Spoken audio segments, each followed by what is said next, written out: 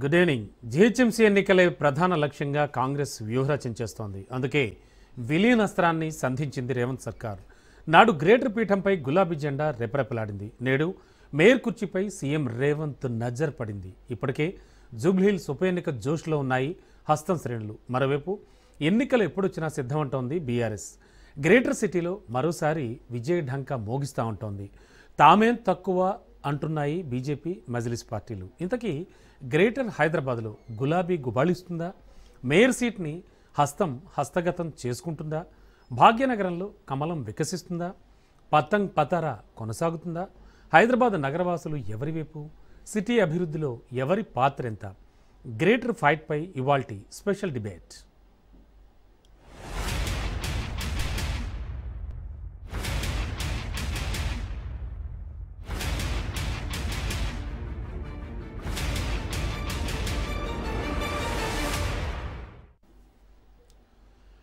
హైదరాబాద్ మహానగరపాలక సంస్థ విస్తరణకు తెలంగాణ కేబినెట్ నిర్ణయం తీసుకుంది. 27 మున్సిపాలిటీల విలీనానికి ఆమోదముద్ర వేసింది. ఇకపై ఓఆర్ఆర్ సరిహద్దు మున్సిపాలిటీలు బల్దియాలో చేరతాయి. పెద్దంబర్పేట్, జల్పల్లి, శంషాబాద్, తుర్కయాంజాల్, మణికొండ, నార్సింగి, ఆదిబాట్ల, తుక్కుగూడ, మేడ్చల్ మున్సిపాలిటీలు జీహెచ్ఎంసీలో కలుస్తాయి. అలాగే దంబాయిగూడ, నాగారం, ఘట్కేసర్, గుండ్లపోచంపల్లి, తూంకుంట, కొంపల్లి, దుండిగల్, బొల్లారం, తెల్లాపూర్, అమీన్పూర్, బడంగ్పేట్, బండ్లగూడ జాగీర్, మీర్పేట్ మున్సిపాలిటీలు కూడా విలీనం అవుతాయి.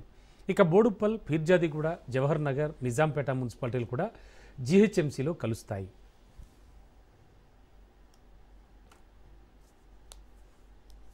తెలంగాణ కోర్ అర్బన్ ఏరియా పరిధిలో ఉన్న మున్సిపాలిటీలు, కార్పొరేషన్లన్నీ కూడా జీహెచ్ఎంసీలో విలీనం చేయాలని కేబినెట్ నిర్ణయం తీసుకుంది. ఔటర్ రింగ్ రోడ్ లోపల బయట ఓఆర్ఆర్ ను ఆనుకొని ఉన్న 27 అర్బన్ లోకల్ బాడీస్, మున్సిపాలిటీ గాని కార్పొరేషన్లను జీహెచ్ఎంసీలో విలీనం చేయడానికి కేబినెట్ ఆమోదం తెలిపింది. అందుకు అవసరమైన జీహెచ్ఎంసీ యాక్ట్, తెలంగాణ మున్సిపల్ యాక్ట్లను సవరణ చేయడానికి మంత్రివర్గం ఆమోదం తెలపడం జరిగింది.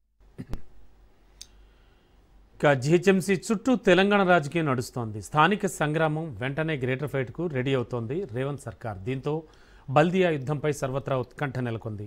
చివరి కౌన్సిల్ మీటింగ్లో రచ్చ జరిగింది. 2020 డిసెంబర్ 1న జీహెచ్ఎంసీ ఎన్నికలు జరిగాయి. 2020 డిసెంబర్ 4న బల్దియా ఎన్నికల ఫలితం వెలువడింది. 2021 ఫిబ్రవరి 11న కార్పొరేటర్లు ప్రమాణ స్వీకారం చేశారు. జీహెచ్ఎంసీ మేయర్గా గద్వాల విజయలక్ష్మి బాధ్యతలు స్వీకరించారు. 2026 ఫిబ్రవరి 11తో కార్పొరేటర్ల పదవీకాలం ముగుస్తోంది.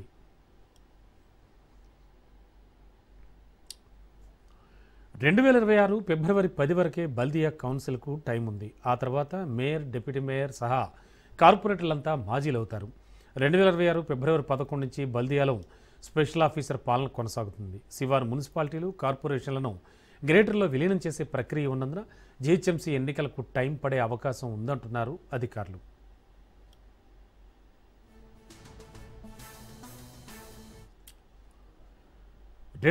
డిసెంబర్ 1న జరిగిన జీహెచ్ఎంసీ ఎన్నికల్లో 150 వార్డులుంటే అత్యధికంగా టీఆర్ఎస్ 56 వార్డులు గెలుచుకోగా 47 వార్డులు గెలిచి బీజేపీ 2వ స్థానంలో నిలిచింది.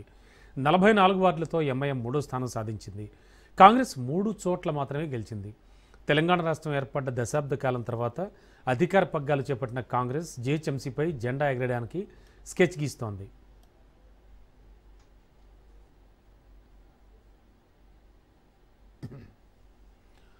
గుంతల రోడ్లు, వీధుల్లో మురుగు, వెలగని వీధి దీపాలు, చెత్తకుప్పలు గ్రేటర్ హైదరాబాద్ నగర ప్రజలను నిత్యం వేధిస్తున్న సమస్యలవి.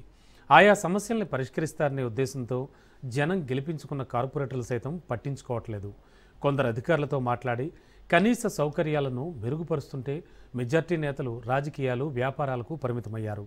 జీహెచ్ఎంసీ పాలక మండలి సమావేశాలు రాజకీయ విమర్శలు, తోపులాట్లు, ఆందోళనలతోనే ముగిశాయి.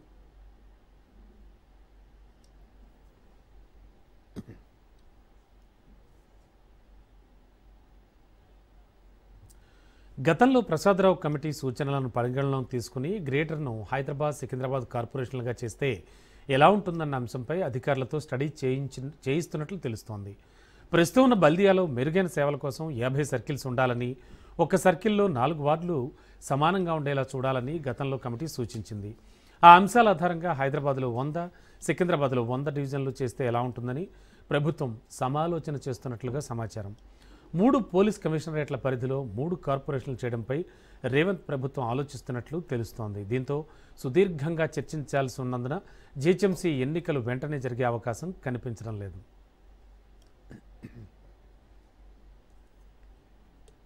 నిర్ణయం తీసుకోలేదు. ఈరోజు విలీనం చేసి జిహెచ్ఎంసీ యాక్ట్ని సవరణ చేసుకొని తర్వాత స్టేక్ హోల్డర్స్తో మాట్లాడి ఒక కార్పొరేషన్ ఏర్పాటు చేయాలన్నా, 4 చేయాలన్నా, 5 చేయాలన్నా, 3 చేయాలన్నా, 10 చేయాలనే నిర్ణయం ఇంకా తీసుకోలేదు. మొత్తానికి జీహెచ్ఎంసీ ఎన్నికలే లక్ష్యంగా కాంగ్రెస్ వ్యూహరచన చేస్తోంది. మిగతా బీఆర్ఎస్ కావచ్చు, బీజేపీ కావచ్చు సంసిద్ధం అవుతున్నాయి. ఓవరాల్గా చూస్తే రాబోయే గ్రేటర్ ఫైట్ ఎలా ఉండబోతోంది? జీహెచ్ఎంసీ ఎన్నికలే లక్ష్యంగా కాంగ్రెస్ అయితే వ్యూహరచన చేస్తోంది. అందుకే విలీనస్త్రాన్ని సంధిస్తోంది రేవంత్ సర్కార్. అప్పట్లో గ్రేటర్ పీఠంపై గులాబీ జెండా రెపరెపలాడింది మనకు తెలుసు. ఇప్పుడైతే మేయర్ కుర్చీపై సీఎం రేవంత్ నజర్ పడింది. ఇప్పటికే జూబ్లీహిల్స్ ఉప ఎన్నిక జోష్లో ఉన్నాయి హస్తం శ్రేణులు. మరోవైపు ఎన్నికలు ఎప్పుడొచ్చినా సంసిద్ధం అంటోంది బీఆర్ఎస్. గ్రేటర్ సిటీలో మరోసారి విజయడంగా మోగిస్తూ ఉంటోంది.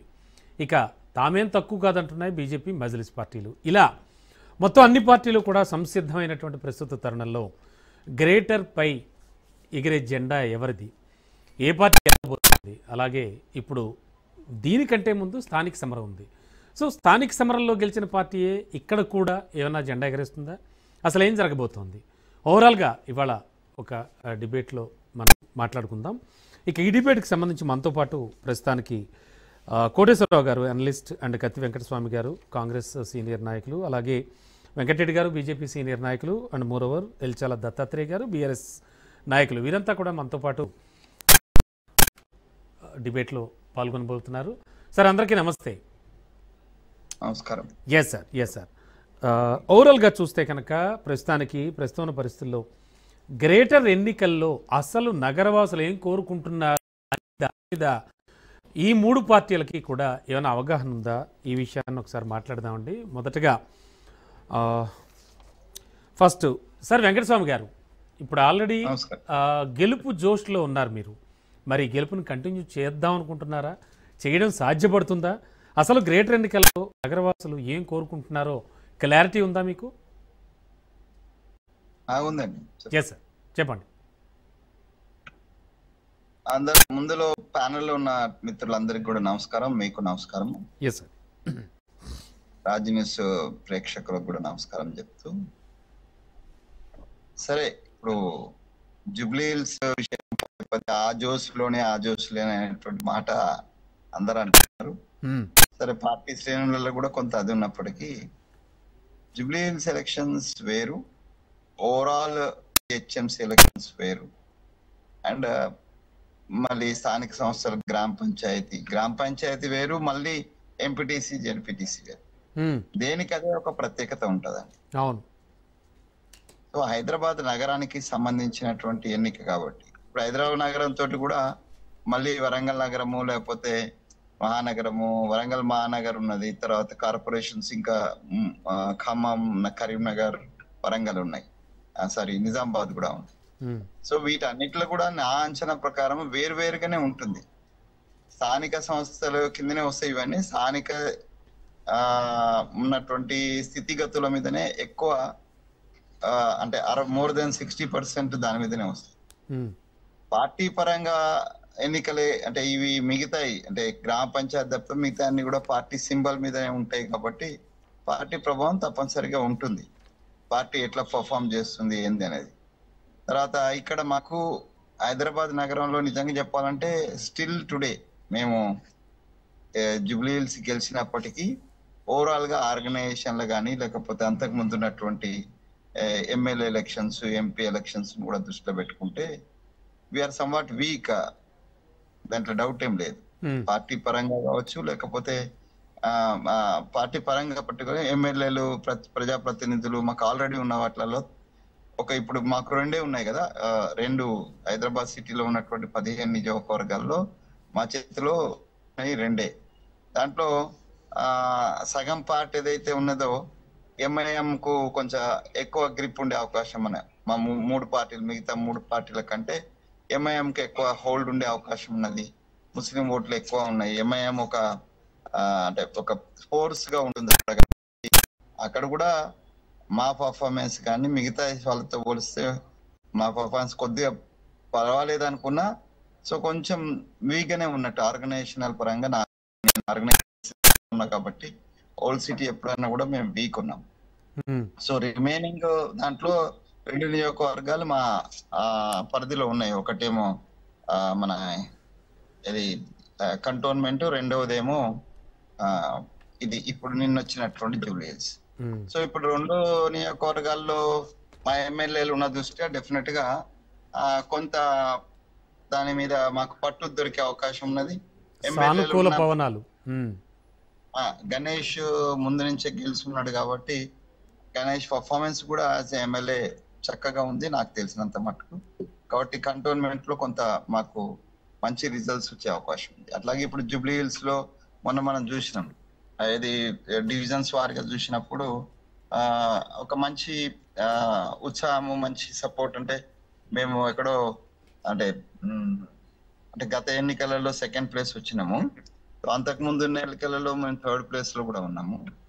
పార్లమెంట్ నుంచి మా పర్ఫార్మెన్స్ పెరుగుతూ వచ్చింది. ఇప్పుడు ఫైనల్ గా ఎమ్మెల్యే బై ఎలక్షన్స్ లో అది టోటల్ గా మేము 1st ప్లేస్ కి వచ్చేసాం. సార్, జిహెచ్ఎంసీ చివరి కౌన్సిల్ సమావేశం రచ్చయింది. ఇది ఎవరి వైఫల్యంగా చెప్పుకోవచ్చు అంటారు?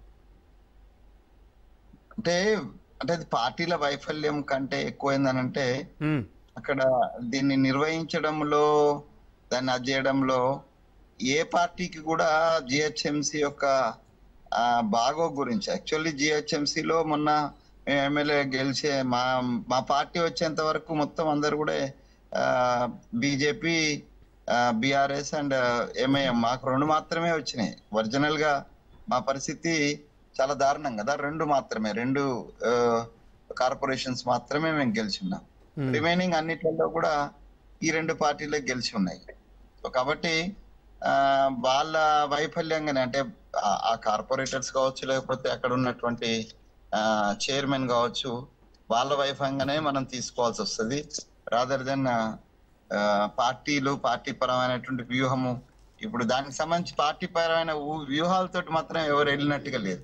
మా పార్టీ కావచ్చు, మిగతా పార్టీలు కావచ్చు, ఒక వ్యూహం ప్రకారము వెళ్ళినట్టుగా అయితే మాకు అనిపించలేదు. కాబట్టి అది మేయర్ గారు, మిగతా వాళ్ళ యొక్క వ్యక్తిగతమైనటువంటి వైఫల్యం కింద, అధికారుల యొక్క సమన్వయ లోపం కారణంగానే నేను అది భావిస్తున్నాను.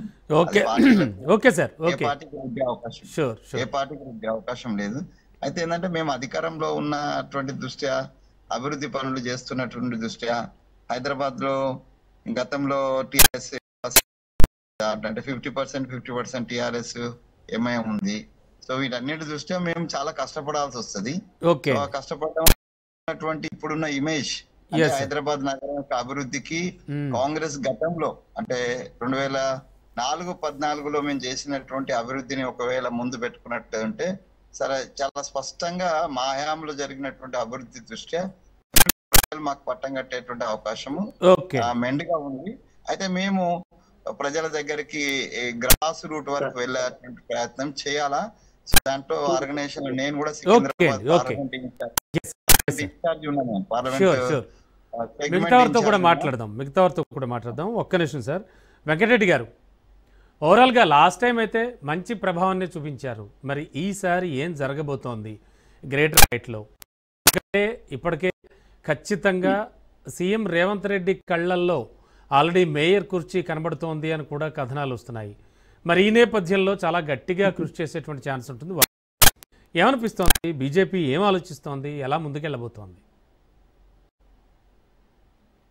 తప్పకుండా ముందుగా మీకు, అలాగే రాజ్ న్యూస్ ప్రేక్షకులకి, ప్యానల్ పెద్దలందరికీ నమస్కారం. డెఫినెట్గా ఎవరి ఆలోచనలు వాళ్ళకు ఉంటాయి, టీమ్స్ వాళ్ళకు ఉంటాయి. ఎవరు ఈ జిహెచ్ఎంసీని దక్కించుకోవాలనే ఆలోచన ఎవరికైనా ఉంటుంది.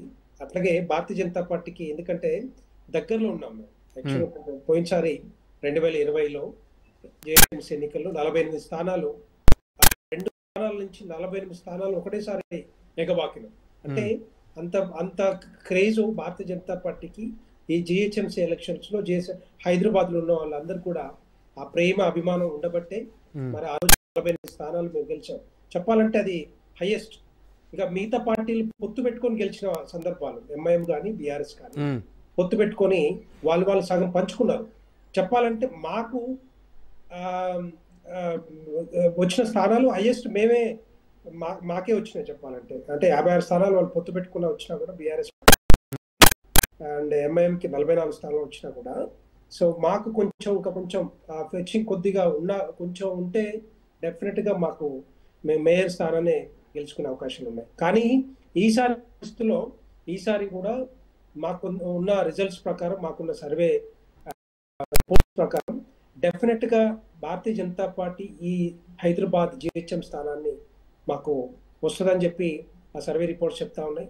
75 స్థానాల పై చీలుకు. ఎందుకంటే ఏదైనా కూడా తెలంగాణ రాష్ట్రంలో ఈ 5 సంవత్సరాల కాలంలో ఇటు 2 years కానీ, అంతకుముందు కాంగ్రెస్ పాలన 2 years కానీ, అంతకుముందు 3 years ఆఫ్ బీఆర్ఎస్ పాలన కానీ పెద్దగా ఒరిగింది ఏం లేదన్నట్టుగా మరి ఈ హైదరాబాద్ అంటే వెంకటరెడ్డి గారు గ్రాఫ్ పెరుగుతోందంటారా, లేకపోతే ఓన్లీ సోషల్ మీడియా హడావిడేనా బీజేపీది? లేదు. ఇప్పుడు మీరు ఆ జూబ్లీహిల్స్ కి దీనికి చాలా పోలిక ఉంటుంది. జూబ్లీహిల్స్ కి దీనికి చాలా విభిన్నంగా ఉంటాయి ఎలక్షన్స్ కూడా. ఎందుకంటే ఇక్కడ ఉన్న పరిస్థితులు ఏవైతే ఉన్నాయో హైదరాబాద్ ప్రాంతంలో, సో డెఫినెట్ గా హైదరాబాద్ లో ఈసారి జిహెచ్ఎంసీ ఎలక్షన్ లో భారతీయ జనతా పార్టీ గెలిపించాలని అందరూ దృఢ నిశ్చయంతో ఉన్నారు. ఎందుకంటే అభివృద్ధి కానీ, సంక్షేమ పథకాలు కానీ బీఆర్ఎస్ హయాంలో కానీ, కాంగ్రెస్ పార్టీ హయాంలో కానీ పెద్దగా చేసింది ఏమి లేదు. ఎందుకంటే డబుల్ బెడ్రూమ్స్ కానీ, వాళ్ళు ఇచ్చిన హామీలు కానీ ఎక్కడగానే పూర్తి కాలేదు. చాలా వరకు సార్ బీజేపీ బలాలు ఏంటి, బలహీనతలు ఏంటి అంటే ఏం చెప్తారు క్లుప్తంగా?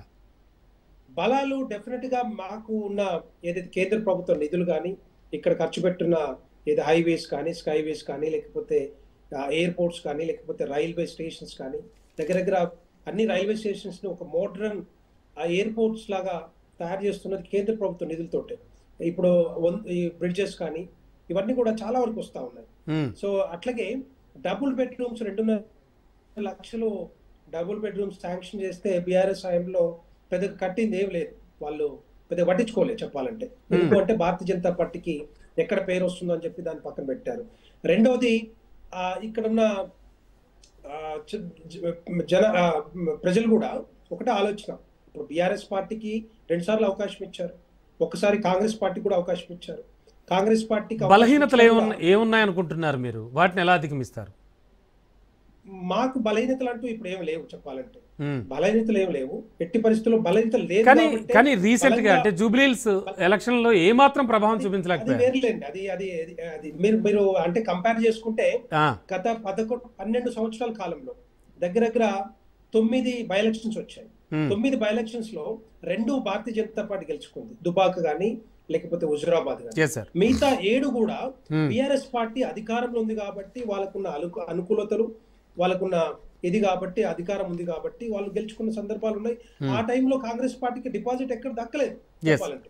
కానీ కాంగ్రెస్ పార్టీ తర్వాత వచ్చిన ఎన్నికల్లో మరి తెలంగాణ రాష్ట్రాన్ని లో గెలిచింది కాబట్టి అధికారంలోకి వచ్చారు. అట్లాగే దానికి ఏవైతే బై ఎలక్షన్స్ అంటే ఈసారి కూడా చాలా గట్టి నమ్మకంతోనే ఉన్నారు. జిహెచ్ఎంసీ ఎలక్షన్స్ కి పెద్దగా దానికి దీనికి పొంతన ఉండదు. ఏమంటారు? ఈసారి కూడా చాలా గట్టి నమ్మకంతోనే ఉన్నారు అయితే. 100% సీరియస్ తీసుకొని ఇది ఒకటే కాదు, ఈ లోకల్ బాడీ ఎలక్షన్ తో పాటుగా హైదరాబాద్ జిహెచ్ఎంసీ కానీ మిగతా మన కార్పొరేషన్స్ లేకపోతే మున్సిపల్ ఎలక్షన్స్ లో డెఫినెట్ గా మేము మా భారతీయ జనతా పార్టీ సత్తా ఏంటో ఈసారి తప్పకుండా. Sure sir. దత్తాత్రేయ గారు ఏమనిపిస్తోంది? ఆల్రెడీ మున్సిపాలిటీలు విలీనం చేశారు అండ్ ఇంకా చాలా జరుగుతున్నాయి. బీఆర్ఎస్ గ్రేటర్లో రీఎంట్రీ అనేది ఛాన్స్ ఉంటుందా? గత వైభవాన్ని తిరిగి రాస్తుందా? ఏమనిపిస్తోంది? అంటే ఇది ఒకవేళ చాలా కఠినమైన పరీక్షగా ఏమైనా భావిస్తున్నారా మీరు? రమణ గారు, మీకు ప్యానెల్లో ఉన్నటువంటి పెద్దలకు, రాజు న్యూస్ ప్రేక్షకులకు గుడ్ ఈవినింగ్. ఒకటండి, ఇప్పుడు తెలంగాణ రాష్ట్రంలో హైదరాబాద్ అనేటువంటిది ఒక పెద్ద గుండెకాయ. తెలంగాణ రాష్ట్ర ప్రతిష్ట మొత్తం కూడా హైదరాబాద్ నగర అభివృద్ధి మీద ఆధారపడి ఉంటది. మా నాయకుడు కేసీఆర్ గారి నినాదమే హైదరాబాద్ ని విశ్వనగరం చేయడం. ఆ విశ్వనగరం ని చేయడంలో భాగంగా మేము పడినటువంటి కష్టం గాని, ఇవాళ కనిపిస్తున్నటువంటి హైదరాబాద్ నగర రూపురేఖలు కానీ 24/7 ఇచ్చినటువంటి విద్యుత్తు కానీ ప్రతి కుటుంబానికి ఇచ్చినటువంటి నెలకు 20,000 లీటర్ల వాటర్ కానీ బస్తీ దవాఖానాలు కానీ ఓపెన్ పార్కులు కానీ హైదరాబాద్ లో కనిపిస్తున్నటువంటి స్ట్రాటజిక్ నాలా డెవలప్మెంట్ లో భాగంగా ఏర్పాటు చేసినటువంటి నాలాల పునర్నిర్మాణం కానీ స్ట్రాటజిక్ నాలా డెవలప్మెంట్ లో భాగంగా నిర్మించినటువంటి రోడ్లు ఎస్ఆర్డిపిలో భాగంగా రోడ్ల నిర్మాణం కానీ ఎస్టీపీల నిర్మాణం కానీ. సో ఇప్పుడు హైదరాబాద్ ప్రజలు మమ్మల్ని ఎంత ఆదరించారంటే నిజంగా చెప్పాలంటే బీఆర్ఎస్ పార్టీ వాళ్ళ ప్రధాన ప్రతిపక్షంగా ఉంది అనడానికి గ్రేటర్ హైదరాబాద్ మొత్తం ఉన్నటువంటి 24 ఎమ్మెల్యేలు అంటే ఇంకా అదే ప్రభావాన్ని చూపగలుగుతుందంటారా బీఆర్ఎస్? లెట్ మీ ఫినిష్ ఏమంటున్నానంటే మాకు ఒకటి ఏంటంటే హైదరాబాద్ ప్రజలు కేటీఆర్ గారి నాయకత్వంలో కేసీఆర్ గారి నాయకత్వంలో ఐటీ ఉద్యోగాల సృష్టి సులువైనటువంటి పారిశ్రామిక విధానం పారిశ్రామిక సంస్థల యజమానులకు మేము ఇచ్చినటువంటి వెసులుబాటు సులువైనటువంటి విధానం కానీ హైదరాబాద్ లో పెట్టుబడుల ప్రవాహం కానీ ఏర్పాటు చేసినటువంటి ఐటీ సంస్థలు కానీ ఉద్యోగాల సృష్టి కానీ ఏది తీసుకున్నా కూడా హైదరాబాద్ ని మేము కంటికి రెప్పలాగా కాపాడుకున్నాం. హైదరాబాద్ లో మొదటి టెన్యూర్ లో 2014లో జరిగిన జిహెచ్ఎంసీలో బీఆర్ఎస్ పార్టీకి 99 స్థానాలు ఇచ్చి మా చేతుల్లో పెట్టారు. 2020 ఎన్నికల్లో మాకు 55 స్థానాలకు పరిమితం చేశారు. ఆ రోజు బీజేపీ నాయకులు బండి బూత్ బండి కారు బూత్ హామీలకైతే అద్దులు లేవు అవతులు లేవు.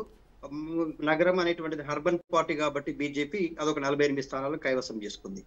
ఎంఐఎం అనేటువంటిది ఒక 44 స్థానాలు మా మిత్రపక్షం అన్నాడు. సెకండ్ టైం కే దత్తాత్రేయ గారు చాలా గ్రాడ్యువల్ గా చాలా తగ్గాయి. నేను అదే చెప్తా ఉన్నాను. బీజేపీ పార్టీ అసలు కాంగ్రెస్ పార్టీ అనేటువంటిది మనం ఇప్పుడు ఇవాళ అధికారంలో ఉంది కాంగ్రెస్ పార్టీ. కాంగ్రెస్ పార్టీ 2014లో దాని పర్ఫార్మెన్స్ ఏంది, 2020లో పర్ఫార్మెన్స్ ఏంటంటే 0 కదా, 2 స్థానాలకు పరిమితం ఉంది. 2014లో బీజేపీ ఇప్పుడు చెప్తుంది 2014 ఎన్నికల్లో బీజేపీ పార్టీ టీడీపీతో పొత్తు పెట్టుకుంటే 4 స్థానాలకు పరిమితమైంది. మరి ఇవాళ మేమేమంటున్నామంటే బీఆర్ఎస్ పార్టీ సొంతంగానే దాదాపుగా 99 స్థానాలు మొదటి దశలో, రెండో దశలో దాదాపుగా తెలంగాణ రాష్ట్రం ఏర్పడిన తర్వాత ఒక 55 స్థానాల్లో ఉండి జిహెచ్ఎంసీ మేయర్ స్థానాన్ని కైవసం చేసుకున్నాం. అయితే మేము తెలంగాణ ప్రజలకు గ్రేటర్ హైదరాబాద్ ప్రజలకు ఇచ్చినటువంటి ప్రతి ఒక్క హామీని నెరవేర్చినాం. హైదరాబాద్ విషయంలో మేము ఎక్కడ కూడా డెవలప్మెంట్ విషయంలో వి నెవర్ కాంప్రమైజ్డ్ అండి. అందుకే ఇవాళ 1,87,000 కోట్ల ఖర్చు కేవలం హైదరాబాద్ నగర నిర్మాణం పైన మేము పెట్టాం. అందుకే ఇప్పుడు ఆ డెవలప్మెంట్ ఆనవాళ్ళు మనం ఎక్కడ చూసినా కూడా ఇక్కడ ఆర్టీసీ క్రాస్ రోడ్ లో చూస్తే స్టీల్ బ్రిడ్జ్ అండి. మిత్రుడు బీజేపీ నాయకుడు వెంకరెడ్డి గారు మాట్లాడుతూ ఉన్నారు. వాళ్ళు కళ్ళకు బీజేపీ కండువా కప్పుకొని చూస్తున్నారు కాబట్టి వాళ్ళకి అంతా కాషాయం రంగే కనిపిస్తుంది.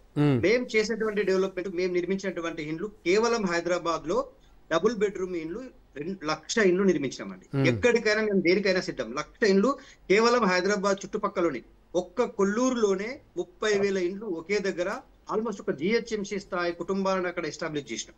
మా డెవలప్మెంట్ గురించి మాట్లాడడం అనేటువంటిది వాళ్ళు మాట్లాడుతుంటే హైదరాబాద్ ప్రజలు కూడా చూస్తూ ఉంటారు రాజ్ న్యూస్ ద్వారా. వాళ్ళకు కూడా తెలుసు ఏం కేసీఆర్ చేశాడు హైదరాబాద్ కు.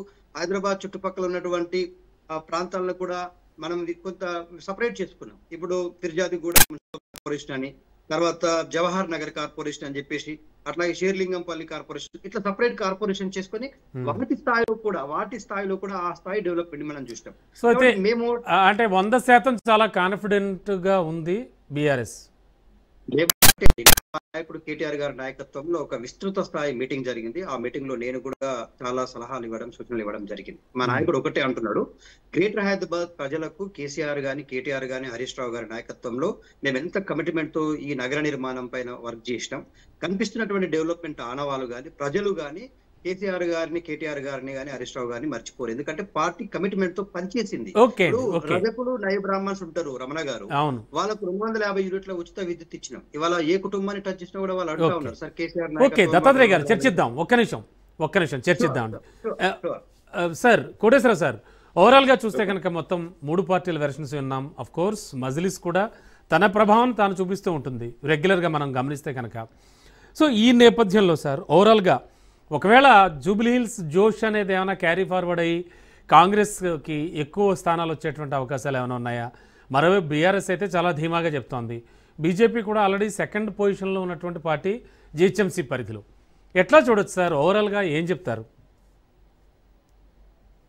జూబ్లీహిల్స్ ఫలితాన్ని చూపి మొత్తం కాంగ్రెస్ పెర్ఫార్మెన్స్ చేస్తుందని చెప్పడానికి లేదనేది నా అభిప్రాయం.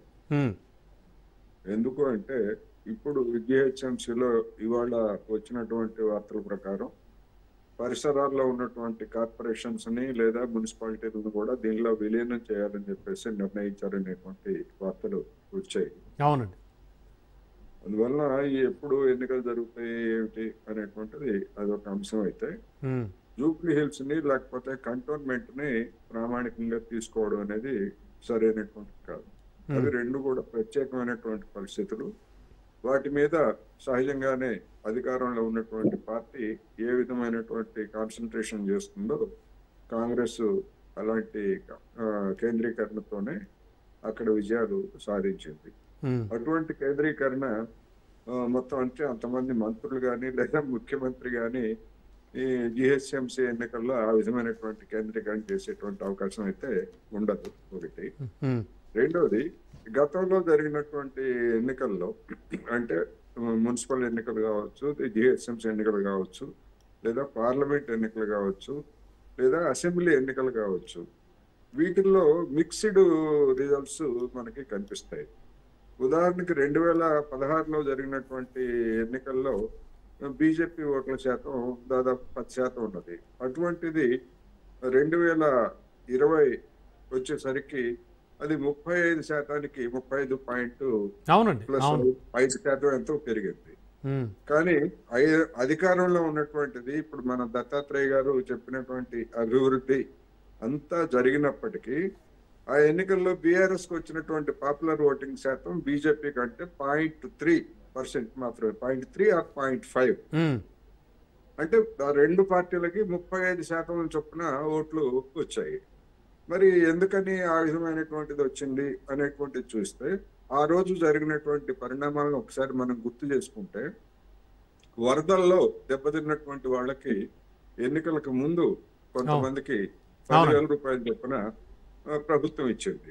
మిగిలినటువంటి వాళ్ళకి తర్వాత ఇస్తామని చెప్పేసి ఆశ పెట్టింది. అయినప్పటికీ ఇచ్చినటువంటి వాళ్ళు సంతృప్తి లేదా ఇస్తారనుకున్నటువంటి వాళ్ళ ఆశ ఉన్నప్పటికీ బీఆర్ఎస్ పెర్ఫార్మెన్స్ పాపులర్ ఓట్ల రీత్యా చాలా పూర్గానే ఉన్నట్టు మనకి కనిపిస్తా ఉంది. అది సీట్ల సంఖ్యలో కూడా అది మనకి రిఫ్లెక్ట్ అయింది. బీజేపీకి గణనీయంగా వచ్చినాయి. అందుకని దాన్ని బట్టే కనుక చేసినటువంటి పనులు బట్టే కనుక ఎట్లయితే మరి ఓట్లు ఎందుకు అన్ని శాతం అంతా తగ్గాయి ఆలోచించుకోవాలి బీఆర్ఎస్ నాయకులు. అదేవిధంగా ఇప్పుడు మొన్న తర్వాత జరిగినటువంటి పార్లమెంట్ ఎన్నికల్లో కానివ్వండి, లేకపోతే జిహెచ్ఎంసీ ఎన్నికల్లో కానివ్వండి, బీజేపీ పెర్ఫార్మెన్స్ సిటీలో మరి బాగానే ఉంది. కానీ జూబ్లీ హిల్స్ వచ్చేసరికి అంత ఘోరంగా ఎందుకు పోయింది? అక్కడ కార్పొరేటర్లు ఉన్నారు, ఆ పార్టీకి ఎంపీ ఉన్నారు, కేంద్ర మంత్రి, ఇవన్నీ ఉండి కూడా అక్కడ ఎందుకు పోయింది అనేటువంటిది ఆ పార్టీ కూడా చూసుకోవాలి. ఏమైనప్పటికీ ఎన్నికలు ఖరారు ఇంకా కాలేదు. ఈ ఖరారు అయిన తర్వాత ఎంతమంది స్థానికంగా ఉన్నటువంటి వాళ్ళు ఫిరాయింపులు ఏ పార్టీ నుంచి ఎటు ఫిరాయిస్తారు ఏమిటి ఇవన్నీ కూడా చూడాల్సి ఉంది. రెండోది, ఈ లోపలే పంచాయతీ ఎన్నికలు జరుగుతాయి కనుక ఈ పంచాయతీ ఎన్నికల యొక్క ప్రభావం కూడా సహజంగానే జిహెచ్ఎంసీ మీద ఉంటది. ఎందుకంటే గ్రామాల నుంచి వలస వచ్చినటువంటి వాళ్ళు, లేకపోతే ఇటు నుంచి అటు వెళ్ళిన వాళ్ళు, వీళ్ళ ప్రభావం కూడా డెఫినెట్ గా ఉంటది. అయితే జిహెచ్ఎంసీ ఎన్నికలు జరిగే లోపల మరి జిల్లా పరిషత్తులు, మండల పరిషత్ ఎన్నికలు కూడా నిర్వహిస్తారా లేదా అనేటువంటిది ఒక ప్రశ్న. ఎందుకంటే హైకోర్టులో ఉన్నటువంటి కేసు ప్రకారం దాని మీద కూడా మార్చి 31లోగా ఎన్నికలు కనుక జరపకపోయేట్లయితే మరి కేంద్రం నుంచి వచ్చేటువంటి నిధులు 3,000 కోట్లని ఏవైతే చెప్తున్నారో అవి రాకపోతే అధికారంలో ఉన్నటువంటి కాంగ్రెస్ మీద, ప్రభుత్వం మీద తీవ్రమైనటువంటి వ్యతిరేకత అవకాశం ఉంది. అందుకని అవి కూడా గనక ఈ లోపలే జరిగేట్లయితే వాటి ఫలితాలు కూడా జిహెచ్ఎంసీ ఎన్నికల మీద పడేటువంటి అవకాశం ఉంది. అందుకని ఈ పరిణామాలు అన్నిటినీ ఒకసారి అవలోకనం చేసుకొని ఈ రోడ్ మ్యాప్ ఎట్లా ఉంటది ఏమిటని చూసిన తర్వాత మాత్రమే వివిధ పార్టీల పెర్ఫార్మెన్స్ గురించి ఎగ్జాక్ట్లీ సార్ వెంకటస్వామి గారు ఉన్నారా? సార్ వెంకటస్వామి గారు, ఓవరాల్గా చూస్తే కనుక అంటే ఇప్పుడు ఏ విధమైనటువంటి ఒక పట్టుదల ఎలా ఆలోచిస్తోంది? అంటే ఎందుకంటే అసలు నోవేర్ గతంలో చూస్తే కనుక ఫస్ట్ ఎలక్షన్స్ ఇంతకుముందు అంటే తెలంగాణ రాష్ట్రం ఏర్పడ్డాక ఆ ఫస్ట్ జిహెచ్ఎంసీ ఎలక్షన్స్ కావచ్చు, ఆ తర్వాత ఎలక్షన్స్ కావచ్చు, అంత తక్కువ స్థానాల్లో ఉన్న కాంగ్రెస్ ఆ స్థాయిలో పర్ఫార్మెన్స్ చేసి జిహెచ్ఎంసీని కైవసం చేసుకుంటుంది అంటే ఎట్లా చెప్పగలుగుతున్నారు మీరు అసలు? అంటే ఇప్పుడు అన్నిటికంటే ప్రధాన అంశం మనం గుర్తుపెట్టుకోవాల్సింది ప్రజల యొక్క యాటిట్యూడ్, ప్రజల యొక్క దృష్టికోణము అభివృద్ధికి సానుకూలంగా ఉంటుంది.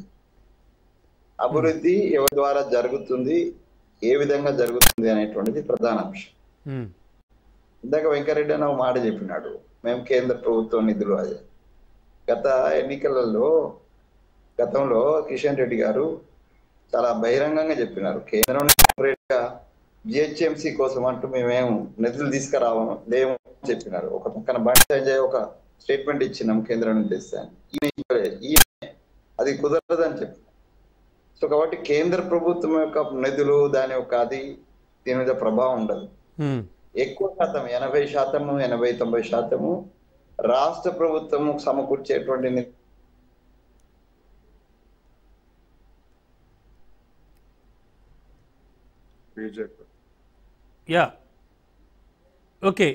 డెవలప్మెంట్ సంబంధించి.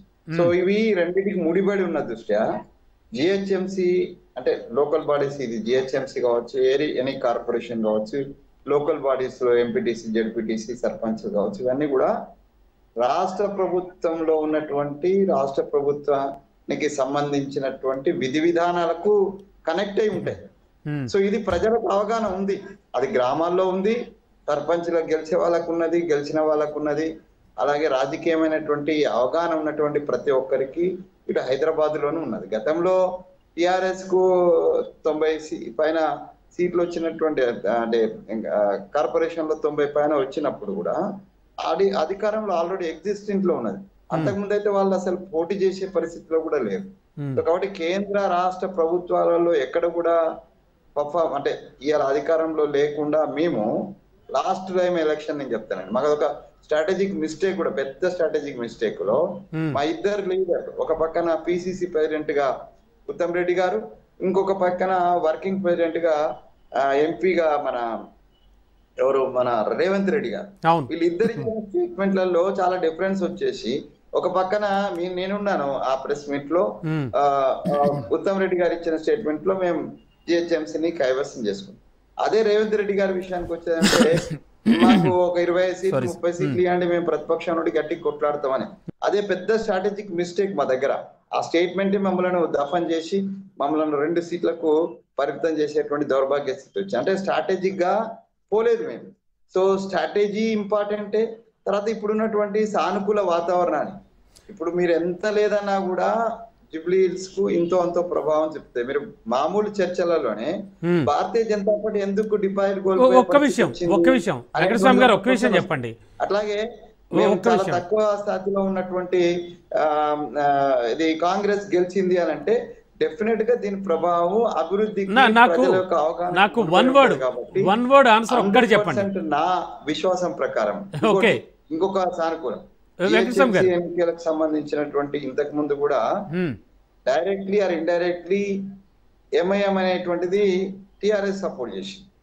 సో ఇండైరెక్ట్లీ బయట ఎలక్షన్ వచ్చినా వాళ్ళు బీజేపీకి సహకరిస్తారు, అది వేరు విషయం. కానీ జిహెచ్ఎంసీకి వచ్చారు వాళ్ళ పట్టు వాళ్ళు పెట్టుకోవడానికే ప్రయత్నం చేస్తారు.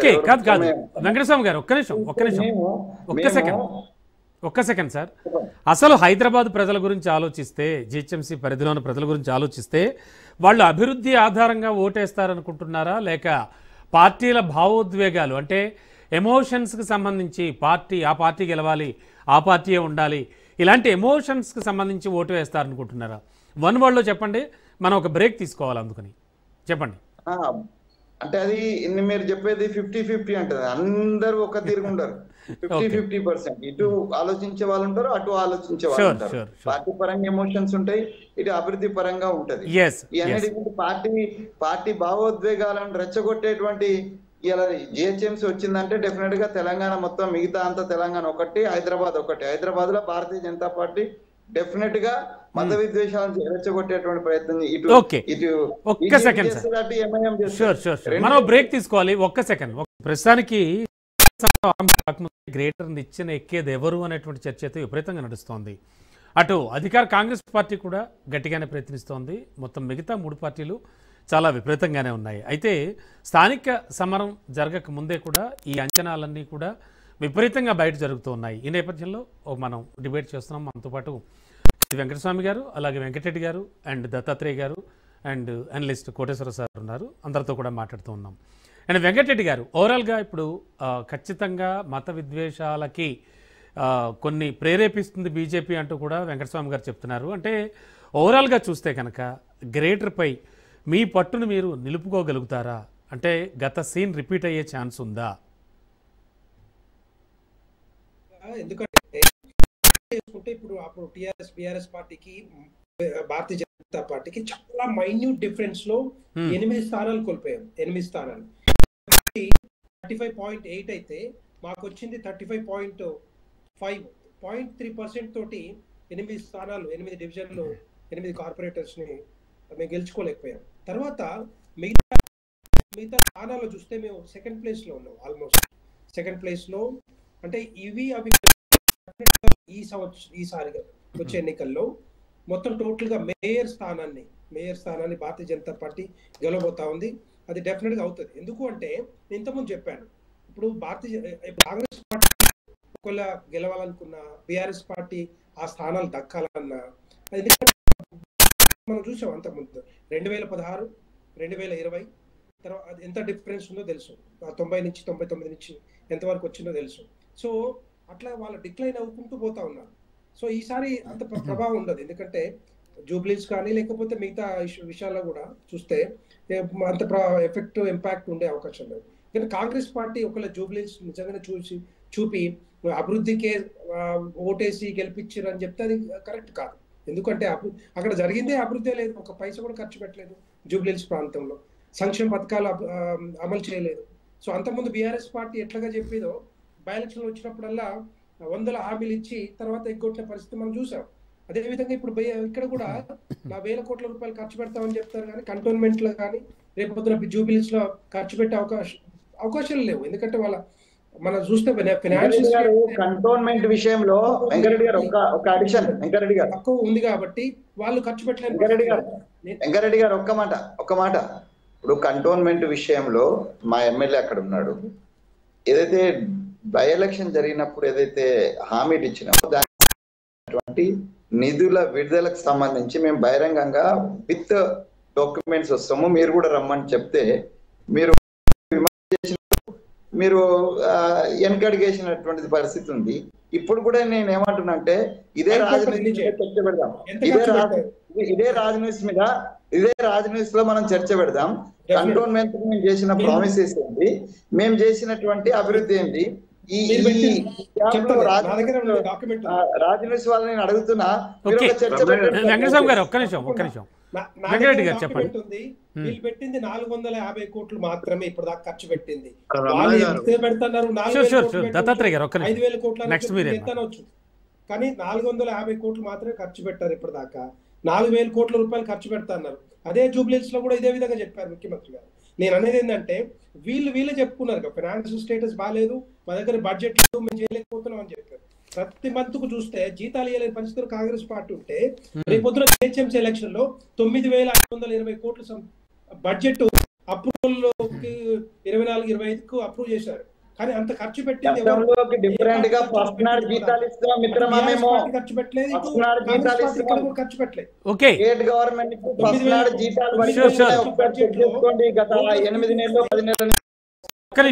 ఒక్క నిమిషం దత్తాత్రేయ గారు వెర్షన్ విందాం. జిహెచ్ఎంసీలో ఒక్క నిమిషం అయిపోతుంది. జిహెచ్ఎంసీలో ఒకవేళ నిజంగానే ఓటు బ్యాంకు రావాలి అంటే అభివృద్ధి సంక్షేమ పథకం చెప్పాలంటే ముఖ్యంగా రోడ్స్ కానీ, డ్రైనేజ్ కానీ, వాటర్ కానీ, లేకపోతే మొన్న వచ్చిన హైడ్రా ఏదైతే కూలుస్తా ఉన్నదో అవన్నీ కూడా చూసే అవకాశాలు ఉంటాయి. పూర్ పీపుల్ ఎవరైతే ఇండ్లు కూలుస్తా ఉన్నారో ప్రతి ఒక్కరు కూడా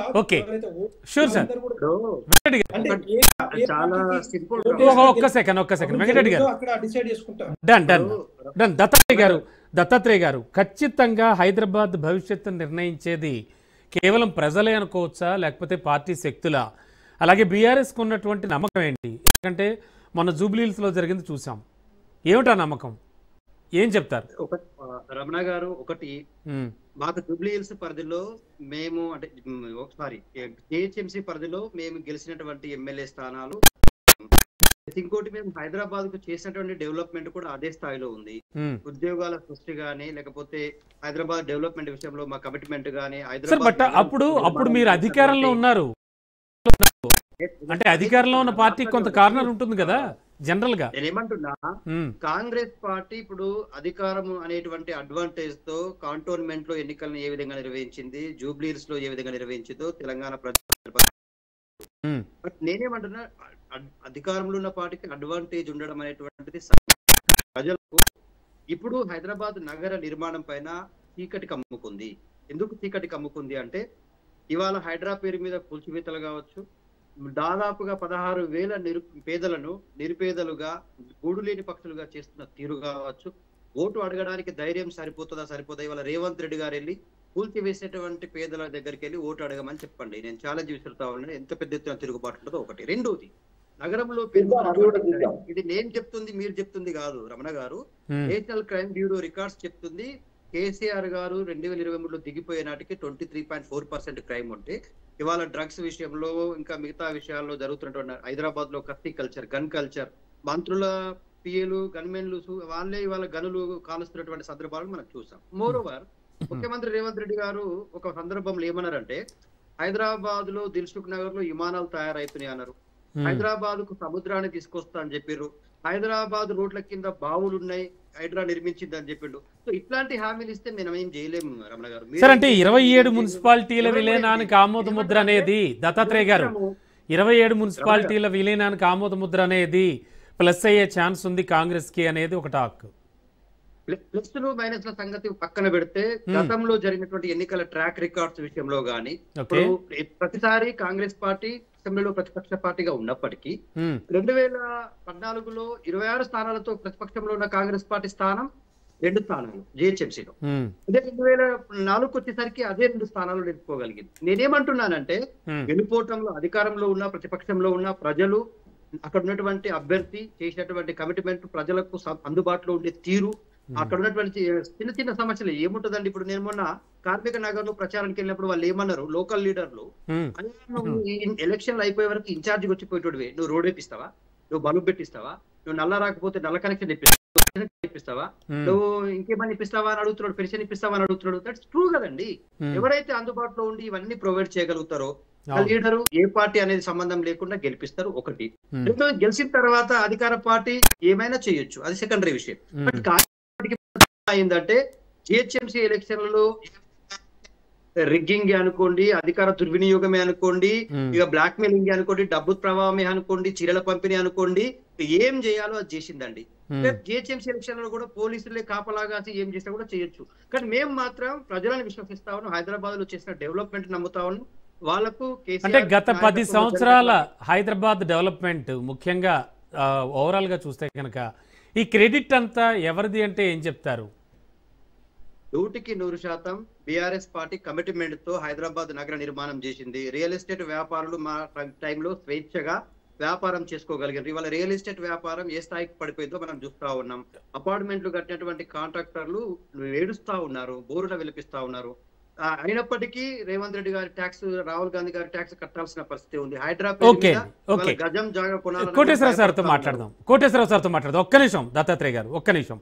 సార్, కోటేశ్వరరావు సార్, ఓవరాల్ గా అంటే ఒకసారి ఓల్డ్ సిటీ వెళ్దాం సార్. ఓల్డ్ సిటీకి సంబంధించి చూసుకుంటే కనుక ఈసారి పతంగ్ ఖచ్చితంగా ఎగురుతుందంటారా? అంటే ఏమైనా ఇప్పుడు ఈ మెట్రో ట్రైన్లని అవి ఇవి ఏవో చాలా చాలా చెప్తూ ఉన్నారు కాబట్టి పాలకులు. అండ్ ఓవరాల్గా చూస్తే కనుక ఏఐఎంఐఎం ప్రభావం తగ్గిందనుకోవచ్చు అంటారా? అండ్ మోరోవర్ అంటే పెరిగిందంటారా? ఓవరాల్గా చూస్తే కనుక ఎలా మాట్లాడుకోవచ్చు సార్, ఏమంటారు? మజ్లిస్ పార్టీ ప్రభావం పెరిగింది తరిగింది అని చూసినప్పుడు సార్, పెద్దగా పెరిగింది లేదు, అలాగని తరిగినట్టు కూడా ఎక్కడ మనకి అంటే ఎన్నికలు లేవు గనక మనం ఆ విధంగా చెప్పలేము. ఒకటి. రెండోది, రేపు ఈ చుట్టుపక్కల ఉన్నటువంటి మున్సిపాలిటీలన్నీ కలిసిన తర్వాత వార్డులు విభజన అనేటువంటిది ఒక అంశం, ప్రధానమైనటువంటి అంశంగా ముందుకు వస్తుంది. అవును, ఖచ్చితంగా. ఇది మరి పాత బస్తీలో ఉన్నటువంటి కేంద్రీకరణని అంటే డైల్యూట్ చేస్తుందా? డైల్యూట్ చేసినప్పుడు గతంలో ఉన్నట్టుగా ఉండటానికి అవకాశాలు తక్కువ. అవునండి. అందుకని అది ఇప్పుడు కాంగ్రెస్ తోటి డైరెక్ట్ గా ఇండైరెక్ట్ గా ఎట్లన్నా కానివ్వండి, మరి వెంకటస్వామి గారు ఏం చెప్తారు తెలియదు, అది మిత్రపక్షంగా ఉంది. ఎందుకంటే దాని స్వభావం అది. ఎవరు అధికారంలో ఉంటే వాళ్ళు. సార్, అంటే 27 మున్సిపాలిటీల విలీన ప్రక్రియ ప్లస్ అయ్యే ఛాన్స్ ఉంది, ఎవరికి మైనస్ అయ్యే ఛాన్స్ ఉంది. అంటే ఈ కార్పొరేట్ పరిధి వాటిని బట్టి ఏ విధంగా చేస్తారు, ఎందుకంటే అది కూడా ఇన్ఫ్లుయెన్స్ చేస్తుంది.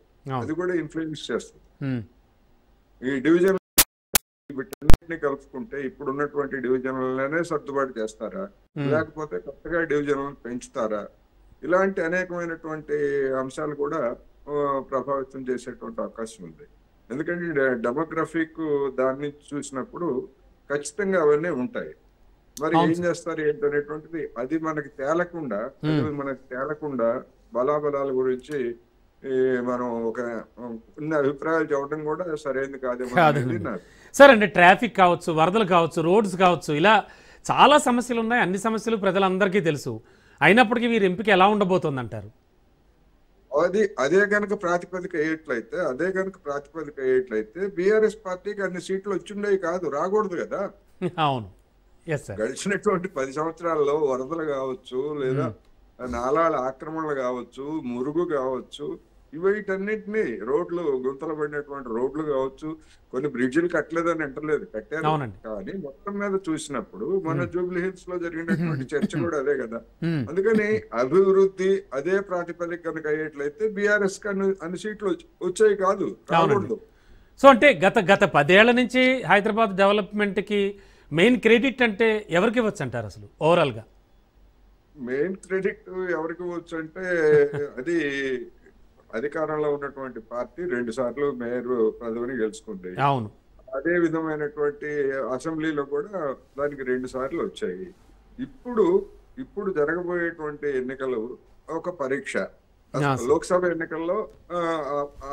ఎన్నికల్లో బీఆర్ఎస్ పార్టీ ఘోరంగా దెబ్బతిన్నది. అందులో మనం చూసాం హైదరాబాద్ లో పరిసరాల్లో ఉన్నటువంటి వాటిల్లో.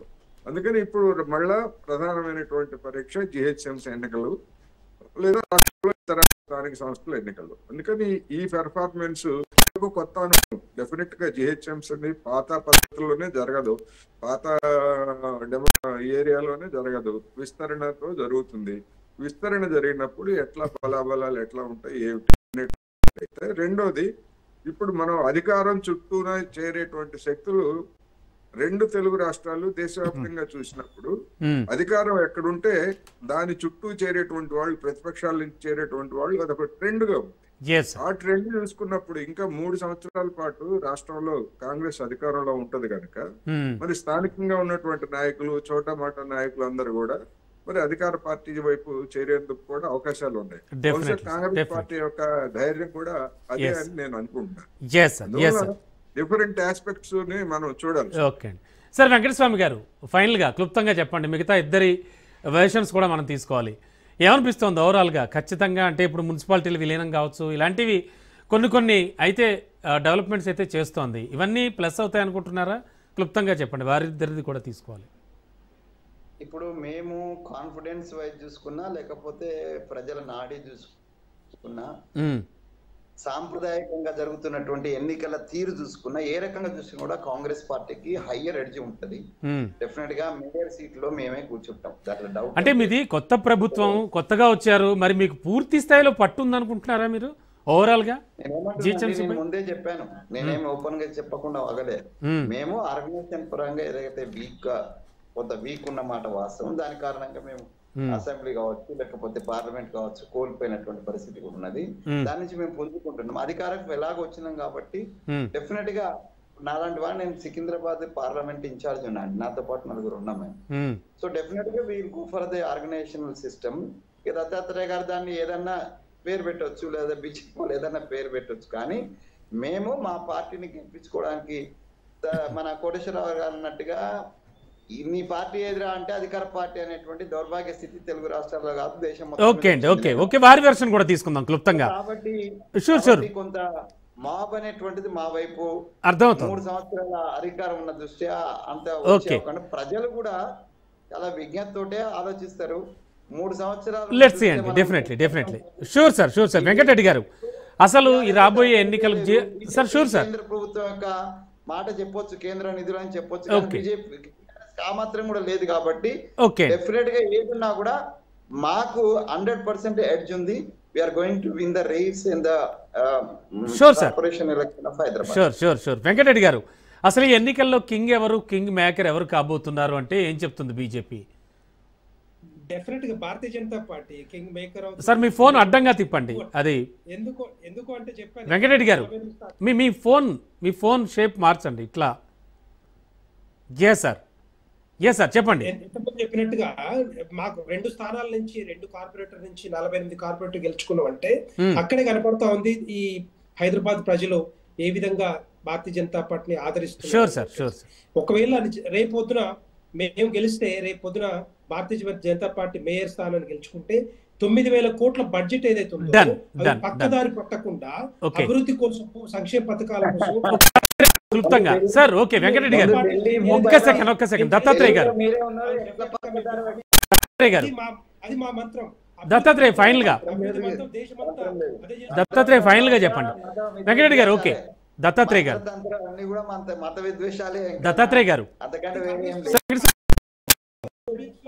గారు మీ వెర్షన్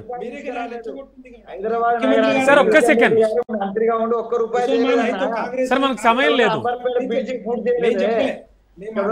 అందరు కూడా పూర్తి విడిచి ఇప్పటిదాకా పూర్తి చేయలేదు కేంద్ర.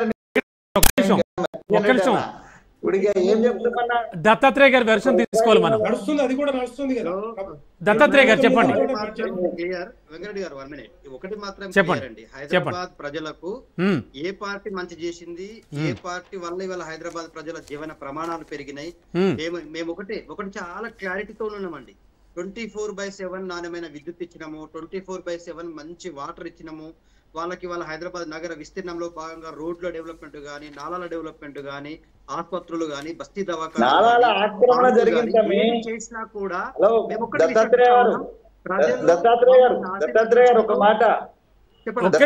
ఆయన చెప్పనివ్వండి. దత్తాత్రేయ ఒక్క మాట, కేసీఆర్ గారు స్వయంగా ముఖ్యమంత్రిగా ఆయన ప్రెస్ మీట్ పెట్టి నాలాలు దురాక్రమణలు జరిగినాయి అనేటువంటి విషయాన్ని కేసీఆర్ గారు చెప్పినటువంటి మాటలను మీరు గుర్తుపెట్టుకోండి. మీరు నాలాలు డెవలప్ చేసిన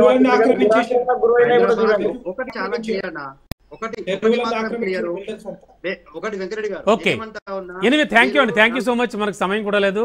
థ్యాంక్ యూ సార్ వెంకటస్వామి గారు, వెంకటరెడ్డి గారు అండ్ దత్తాత్రేయ గారు and Koteswararao sir. Thank you so much అండి. సో ఇది ఇవాల్టి చూస్తూనే ఉండండి రాజ్ న్యూస్.